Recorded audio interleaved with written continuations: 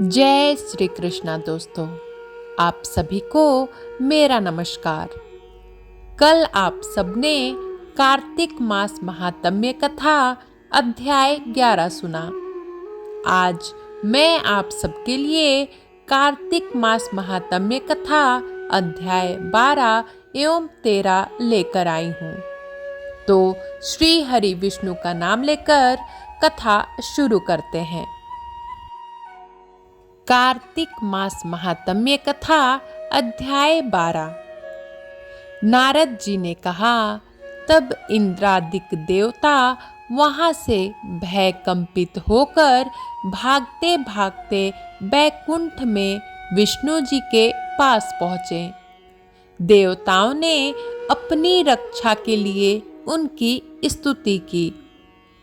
देवताओं की उस दीन वाणी को सुनकर करुणा सागर भगवान विष्णु ने उनसे कहा कि हे देवताओं, तुम भय को त्याग दो। मैं युद्ध में शीघ्र ही जलंधर को देखूंगा। ऐसा कहते ही भगवान गरुड़ पर जा बैठे। तब समुद्र तनया लक्ष्मी जी ने कहा कि हे नाथ, यदि मैं सर्वदा आपकी प्रिया और भक्ता हूँ तो मेरा भाई आप द्वारा युद्ध में नहीं मारा जाना चाहिए। इस पर विष्णु जी ने कहा, अच्छा, यदि तुम्हारी ऐसी ही प्रीति है तो मैं उसे अपने हाथों से नहीं मारूंगा, परंतु युद्ध में अवश्य जाऊंगा, क्योंकि देवताओं ने मेरी बड़ी स्तुति की है। ऐसा कह भगवान विष्णु युद्ध के उस स्थान में जा पहुँचे जहाँ जलंधर विद्यमान था। जलंधर और विष्णु का घोर युद्ध हुआ। विष्णु के तेज से कंपित देवता सिंहनाद करने लगे। फिर तो अरुण के अनुज गरुड़ के पंखों की प्रबल वायु से पीड़ित हो दैत्य इस प्रकार घूमने लगे जैसे आंधी से बादल आकाश में घूमते हैं। तब अपने वीर दैत्यों को पीड़ित होते देखकर जलंधर ने क्रुद्ध हो विष्णु जी को उद्यत वचन कहकर उन पर कठोर आक्रमण कर दिया। कार्तिक मास महात्म्य कथा अध्याय 13। कार्तिक कथा को सुनो, सभी सहज मन लाए। 13वां अध्याय लिखूं, श्री प्रभु शरण में आए। दोनों ओर से गदाओं, बाणों और शूलों आदि का भीषण प्रहार हुआ।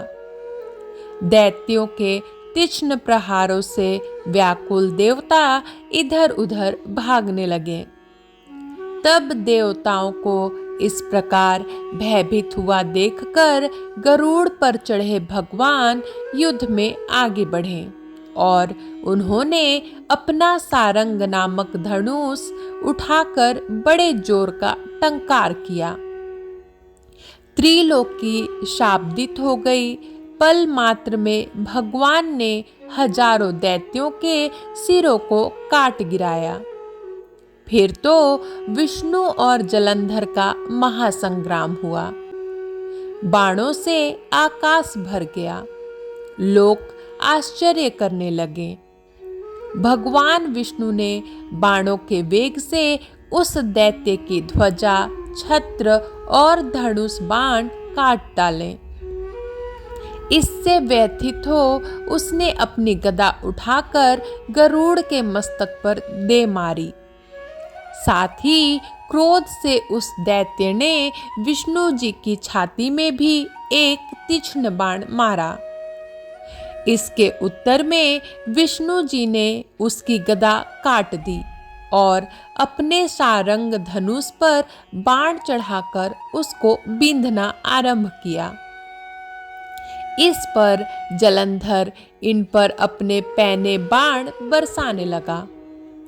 उसने विष्णु जी को कई पैने बाण मारकर वैष्णव धनुष को काट दिया। धनुष कट जाने पर भगवान ने गदा ग्रहण कर ली और शीघ्र ही जलंधर को खींचकर मारी। परंतु उस अग्निवत अमोघ गदा की मार से भी वह दैत्य कुछ भी चलायमान ना हुआ। उसने एक अग्निमुख त्रिशूल उठाकर विष्णु भगवान पर छोड़ दिया। विष्णु जी ने शिव के चरणों का स्मरण कर नंदन नामक त्रिशूल से उसके त्रिशूल को छेद दिया। जलंधर ने झपट कर विष्णु जी की छाती पर एक जोर का मुष्टिक मारा। उसके उत्तर में भगवान विष्णु ने भी उसकी छाती पर अपनी एक मुष्टि का प्रहार किया। फिर दोनों घुटने टेक बाहुओं और मुष्टिकों से बाहु युद्ध करने लगे। कितनी ही देर तक भगवान उसके साथ युद्ध करते रहे। तब सर्वश्रेष्ठ मायावी भगवान उस दैत्यराज से मेघवाणी में बोले, रे रण दुर्मद दैत्य श्रेष्ठ, तू धन्य है जो इस महायुद्ध में इन बड़े बड़े आयुधों से भी भयभीत ना हुआ। तेरे इस युद्ध से मैं प्रसन्न हूँ। तू जो चाहे वर मांग। मायावी विष्णु की ऐसी वाणी सुनकर जलंधर ने कहा, हे भावुक, यदि आप मुझ पर प्रसन्न हैं तो यह वर दीजिए कि आप मेरी बहन तथा अपने सारे कुटुंबियों सहित मेरे घर पर निवास करें। नारद जी बोले, उसके ऐसे वचन सुनकर विष्णु जी को खेद तो हुआ, किंतु उसी क्षण देवेश ने तथास्तु कह दिया।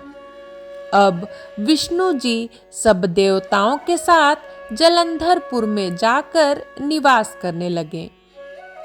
जलंधर अपनी बहन लक्ष्मी और देवताओं सहित विष्णु को वहां पाकर बड़ा प्रसन्न हुआ। फिर तो देवताओं के पास जो भी रत्नादि थे सबको ले जलंधर पृथ्वी पर आया। निशुंभ को पाताल में स्थापित कर दिया और देव, दानव, यक्ष, गंधर्व, सिद्ध, सर्प, राक्षस, मनुष्य आदि सबको अपना वंशवर्ती बना त्रिभुवन पर शासन करने लगा। उसने धर्मानुसार सुपुत्रों के समान प्रजा का पालन किया। उसके धर्म राज्य में सभी सुखी थे। कार्तिक मास महात्म्य कथा अध्याय 12 एवं अध्याय 13 समाप्त हुआ। कल मैं आप सभी के लिए कार्तिक मास महात्म्य कथा अध्याय 14 लेकर आऊंगी।